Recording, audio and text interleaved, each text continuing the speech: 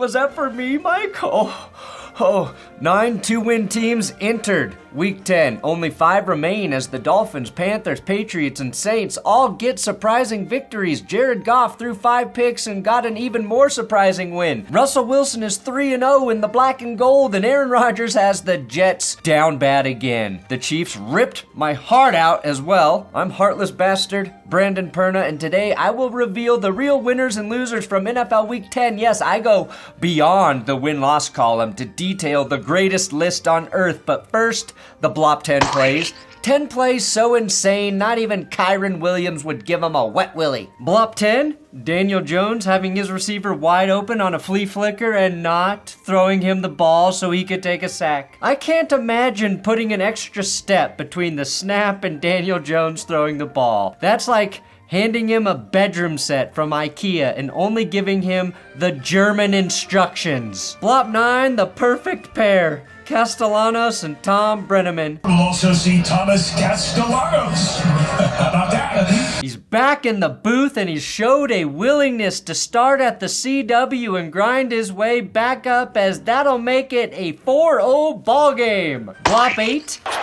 God has blessed you, my friend, with a special gift. Blop 7, Steelers corner. James Pierre drops one of the widest open fake punt passes you'll ever see. And Mike Tomlin, who we know has a massive set of nuts, ran that shit from the Steelers' own 15-yard line. Blop 6, for the second week in a row, the sun foils the Cowboys. CeeDee Lamb loses the ball in the sun. How rarely do you get to see a man's arrogance come back to bite him in real time? And by man, make no mistake, I mean Jara Jones. Speaking of bright white light, did a white corner get a pick this week? No, but Cooper DeJean recovered a fumble. Blop 5, Jags mascot Jackson DeVille breaks up the Vikings celebration after Mac Jones fumbles a snap. And I appreciate Cam Bynum paying tribute to recently retired Australian breakdancer Ray Gunn. The real blop, though, is us. We bullied that woman into retirement, and we should all be ashamed. Blop 4, CJ Stroud is strip-sacked by his own offensive lineman. I like to think the tackle thought he was Ed Reed on one of those old Ravens defenses.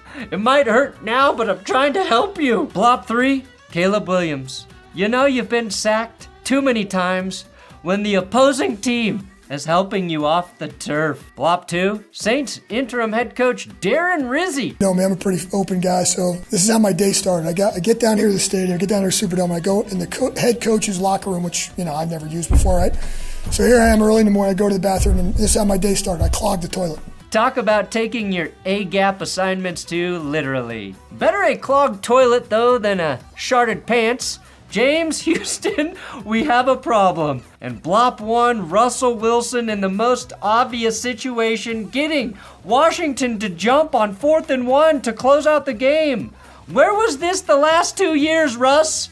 No, not the cadence, I mean the dance. Russ is having fun. He's having fun. Blop 0, Trey Lance. Is this a metaphor for what it feels like to be a Dallas Cowboy right now? My Blop 0 team, the Cowboys, Dak was getting a second opinion to see if he really needs surgery for his hamstring injury. After watching this game, Dak made the call and said, I definitely need the surgery. Cut me open, make a new fucking injury if needed, I'm done here. Cooper Rush and Trey Lance combined for 66 passing yards and 1 pick. And to add insult to injury, this was the only Dallas touchdown of the game. Mike McCarthy's job security is non-existent, as was the Cowboys' ball security. How on earth do you lose 4 fumbles, Dallas? Plus an interception, that's 5 turnovers. Newsflash, you ain't Jared Goff. You got your butt kicked. The only thing to flop harder than the Cowboys' season was Jalen Carter. Look, if you weigh more than 300 pounds and you do this, you should be suspended for 1 game. My first losing stat, the Cowboys have now trailed by 20 or more points in each of their last 5 home games. Surely, that can't just be explained by only the sun.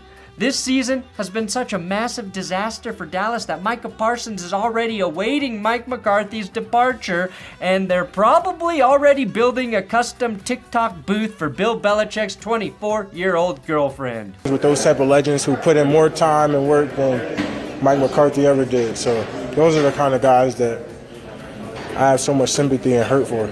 Loser Caleb Williams for getting drafted by the Bears. Chicago fired offensive coordinator Shane Waldron today, who they hired to develop Caleb Williams. And just 2 weeks ago, the Raiders fired Luke Getsy, their OC, the guy Shane Waldron replaced in Chicago. My next prediction is the Bears hire Mike McCarthy to replace Matt Eberflus when they fire him. Flop Infinity, learning Broncos lineman Alex Forsyth has actually been getting rocked all year long on kick protection. Per my friend Andrew Mason, Alex has hit the turf 8 times in the last 3 games while trying to block for field goal attempts. Either the Broncos coaches failed to correct his technique or they have no other options. Regardless, this blocked kick to lose the game is on the Broncos coaches. They've got the blood on their hands. Blood on my hands, no remorse. Blood in my heart because I signed up at Underdog with code ThatsGood to support the guy who roots for the horse. Guys, we are 6,837 signups away from Underdog having to pay me $1 million. That money goes back into this channel to keep this stuff going for as long as humanly possible. So if you want to play daily fantasy at the blessed place on earth, do it at Underdog with my code ThatsGood, link in the description. They've got fantasy, they've got pick'em games, and this is the best way to support this channel for its future. Underdog, code ThatsGood. Introducing a big one, we've got the Joe Burrow Award. It is the new Kirk Cousins Award, okay guys? Back on Thursday, something crazy happened. Joe Burrow threw for 428 yards and 4 touchdowns in a loss, which means we have our new Kirk Cousins Award going to the quarterback who no matter what he does, his team loses. Thank you for carrying on the tradition, Joe. To make matters worse, Burrow threw 5 touchdowns. The first time these two teams played this season and also lost. Meaning I've wasted 5 weeks of not having the Joe Burrow Award to hand out. Do you want to know how hard it is to lose in the NFL when your team scores at least 33 points? Tom Brady had 4 losses when that happened in 381 career starts. Joe Burrow and the Bengals have done it 3 times this fucking season. My FDR of the week is this dime jump shot from Lamar Jackson for the touchdown. This is not the toughest throw by any means, but I'm not sure if I have ever seen a throw look prettier than this. It looks like gravity has less of an effect on Lamar's entire being. The kids call it aura. I call it pure sex. Lamar had the highest passer rating this week at 141, and yes, he's not the winning quarterback. My winning O-line, that's going to the Chargers. Now, it kind of went unnoticed, but the Browns sacked Justin Herbert 6 times last week. In the Chargers' victory over the Titans this week, Herbert wasn't sacked once. And even though his passing yardage was as low as Phillip Rivers' chances of grabbing a pack of condoms at the pharmacy, Herbie had an eternity to scan the field and throw. Losing defense, the Chargers.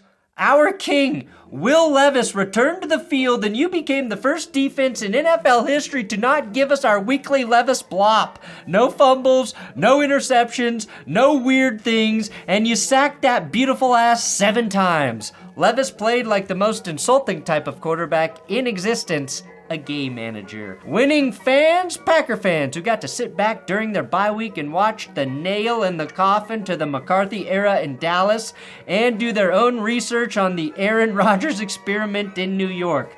And I think it's time we give the Packers front office a little credit for moving on from both of those guys at just the right time. That's like watching both of your exes clog the toilets before a Saints game. The Jets are this week's bed shitters. Another winner who didn't play, Zach Wilson. Another week passes for the Jets, and another stat emerges that their offense is basically the same as it was with Zach Wilson. My losing drop is going to Devontae Adams. Devontae, you cannot do this when Mike Williams is catching game winners for the Steelers. Aaron Rodgers finished with 151 passing yards, tying him with Trent Edwards for the most consecutive games without having 300 or more passing yards. The Jets just came off a massive win over the Texans. If they had any chance at saving their season, this was a must-win game, and the Cardinals drained all of their jet fuel, only to douche them in it and then light them on fire so we could all watch them burn. Winning my getting away with attempted murder, Quincy Williams, who decapitated Kyler Murray. Luckily, Murray, like all short people, can regrow his limbs very quickly, including an entire head. The Cards are my sleeping giants.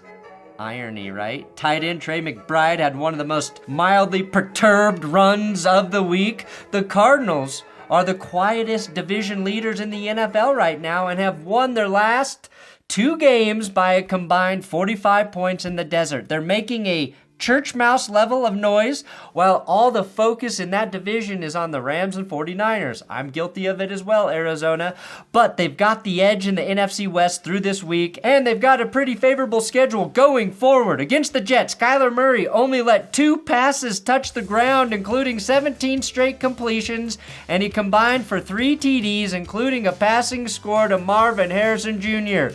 This is a team that struck an incredible balance midway through the season. The Cards are marching towards the playoffs, and we better start paying attention. That's 4 in a row for Arizona. And here we go, my winning QB. Well, only one quarterback this week threw 5 interceptions and still won. That's right, it's Jared Goff. He can throw 5 picks and not lose. Nobody beat Goff, especially not himself. Jared Goff actually has an uncanny ability to throw a bunch of interceptions and still win games. It's impressive, but I'd like to see him throw 6 interceptions and still win like George Blanda in 1962. The Lions are also the first team since 1970 to throw 5 interceptions, trail by 15 plus points, and come back to win in the game. Normal teams give up in those situations. They just give up. The Lions are not normal. Jared Goff having more touchdowns and incompletions for a stretch this year to go on to win with 5 picks is what I live for. The other Lions heroes were Jake took the Texans to the Bates Motel and murdered them as my winning kicker. This week who hit 2 50-plus yard kicks to ice the game. Kaimi Fairbairn missed a long kick for Houston in between those 2 for Bates. But Bates is the first kicker in NFL history to have a 55-plus yard game-tying field goal and a 50-plus yard game-winning field goal in the 4th quarter of the same game. The long kicks were impressive, but more impressive to me is the lack of length between the football and the goalposts on those kicks. And getting my Carlton Award? Not unusual to be Carlton Davis, who had not 1 but 2 picks in this game. One saved what looked like would have been a wide open layup touchdown, and the other to start the second half. He was a huge reason the Texans couldn't put up enough points to beat the Lions. Losing quarterback? Well, Josh Allen, Sam Darnold, and Jared Goff combined for 10 interceptions and all won. So that leaves Joe Flacco as my losing QB this week. He started the game by immediately throwing a pick 6 to Taron Johnson. He rifled another interception on the Colts' following offensive series, this time to big man Austin Johnson, who now has 2 picks in the last 3 games. Flacco's 3rd pick, also mostly his fault. Look, here's my thing. Joe wasn't the worst quarterback this week. That was unequivocally Cooper Rush, throwing for 45 yards in an embarrassing Cowboys loss. But Indy could be losing with Anthony Richardson. And they could be learning something about their quarterback of the future. My losing stat? Well, that's going to Josh Allen, who cranked out his 57th rushing touchdown, tying him with O.J. Simpson on the Bills' all-time list. Josh, of course, still trails O.J. Simpson by 2 murders. Now, this wasn't a pretty win, but the Bills got it done without Keon Coleman and Amari Cooper.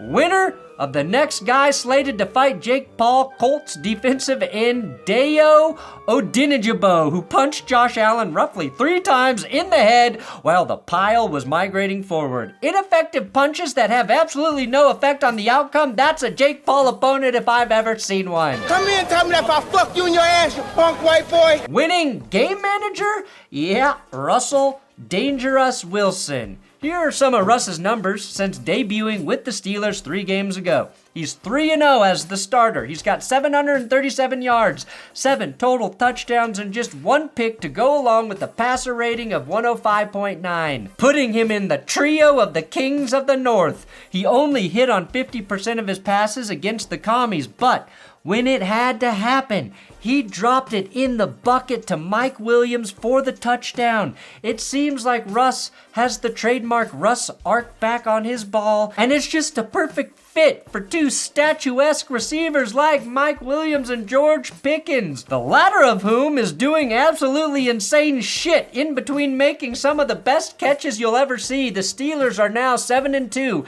and they feel like if they're not the best team in the AFC, they're the most consistent team. No matter what, they're going to give their opponents hell, and a potent Russ makes that hell several degrees hotter. If the Steelers can win a game where Russ is sacked 6 times, they might be the most dangerous team in the league. Winning receiver? Well, the winning receiver by a rather large margin this week was Jamar Chase. He put up 264 yards and 3 touchdowns against the Ravens, and still somehow the Bengals lost. He also single-handedly swung the time of possession in the Bengals' favor on his 3rd touchdown. Through just 10 games, Jamar Chase is already at 66 catches, 981 yards, and 10 touchdowns, all 3 of which lead the NFL. And the Bengals front office really screwed up not paying Jamar Chase as early as humanly possible, because with each big play, that price tag gets higher and higher and higher. And my winning coach, interim Darren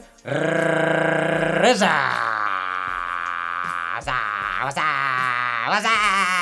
Any man enough to publicly admit they clogged the toilet before a game is a man ready to face the brutal highs and lows and criticisms that come along with being a coach in the NFL. And I'm like, this is going to be a crappy day, pun intended. The Saints look like one of the worst teams in the league, and they came out and got a nice win against the Falcons. And actually, let's break the winning wide receiver award in half. Jamar Chase's team lost.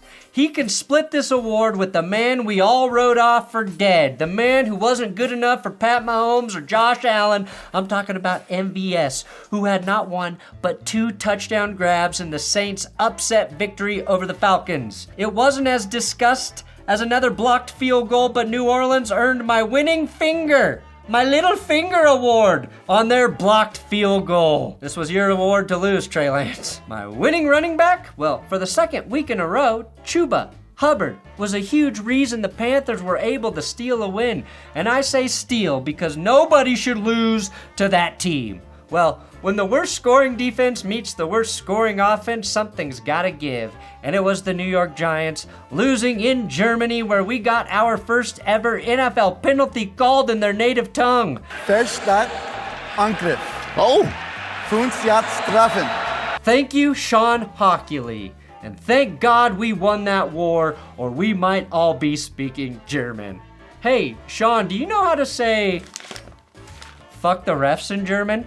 My German friends watching, please leave it in the comments for me to use when I promote my copy next. While Danny Meme Coin or Danny Euros could not hit a single open receiver, Chuba Hubbard gashed the Giants for 153 yards and a touchdown, which is why he is the winning back of the week. Plus, he's been making things much more manageable for Bryce Young, and I cannot undersell that. This was a boring game that morphed into a mild hot sauce level of fun. Theo Johnson had one of the greatest concentration grabs of the day, and when the Giants needed a drive, Daniel Jones got them into field goal range to take the Schnitzel huge guys into OT.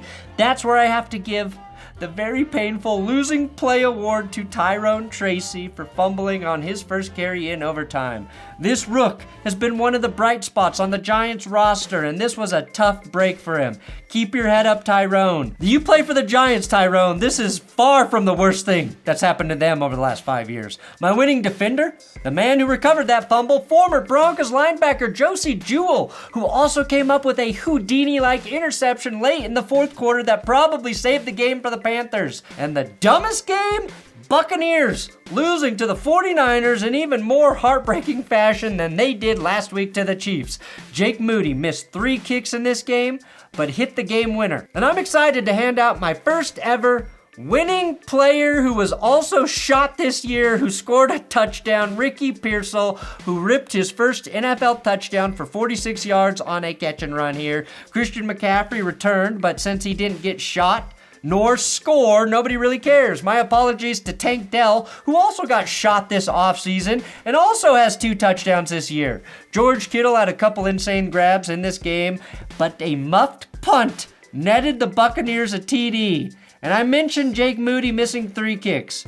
What I didn't mention was Deebo Samuel punching him and the long snapper with one swing and probably saying, Ricky didn't cheat death just so you could blow this game by missing kicks. And it worked because Moody hit the game winner for San Fran. My only Mahomes award's going to Baker Mayfield, who stiff arms Nick Bosa, his mortal enemy, for an eternity and completes a huge 4th down. I would have given him this award with an incompletion. Winning defense, the Patriots, who sacked Caleb Williams 9 times, and their domination of the Bears. With those 9 drops, Caleb Williams becomes the 2nd most sacked rookie QB in the first 10 games of his career since David Carr. Caleb is sandwiched between Carr and couch. That's one couch J.D. Vance doesn't even want to be a part of. Speaking of sandwiches, Gerard Mayo must only have slightly toasted buns after this win. A dark cloud is hanging over the Bears, though, okay? They had fans booing their offense. The guy they traded for last year can't be bothered to break a Montez Sweat before the Patriots spiked the ball. They've admitted the new Bears are indeed the old Bears. And where down we go. Losing game, Vikings, Jaguars. Giants Panthers took a lot of heat because it was the only game on TV, but the 12-7 sleeping pill that was the Vikings Jaguars game was far more of a deplorable matchup. Mac Jones filled in for an injured Trevor Lawrence and managed 111 yards and 2 picks. Sam Darnold wasn't much better, throwing 3 interceptions. The Vikings won because newly acquired serial killer John Parker Romo made all 4 of his field goals. Congrats on the winning debut, JPC, and welcome to Maxonville, where you allow your opposition to be the first team in 18 years to win the game with 3 turnovers and no touchdowns. Only a Florida man could allow that. Losing in the clutch, McCorkle, with the chance to lead a game-winning drive.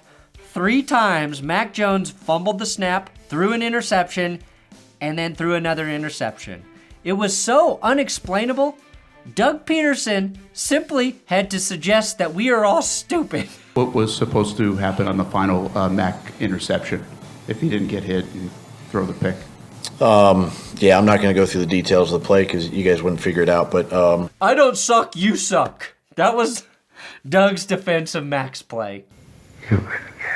And my... You can't keep getting away with it! Goes to Patrick Mahomes and the Chiefs. 9-0 record! Mahomes now has a better win percentage in games where he's trailed by 10 or more points than all of these quarterbacks had in their entire career. Essentially, he could start every game with a 10-0 deficit and be more effective than Phillip Rivers and Kirk Cousins. And what heartbreak for the Broncos. Out of the 34 teams that have started a season 9-0, the Chiefs' plus 58-point differential is the lowest of all of those teams. Maybe this is a sign that they're one of the more fraudulent undefeated units, like those 2020 Steelers with Old Ben, or the 2008 Titans with Kerry Collins. Obviously, you can't put them in the fraud camp because of their Super Bowl pedigree, but you can't deny that increasingly unlikely things keep happening at the end of games to keep them undefeated. And it started week 1 with Isaiah Likely's big toe touching the boundary, a big pass interference against Cincinnati, overtime against the Bucs, and now a walk-off block kick against Denver.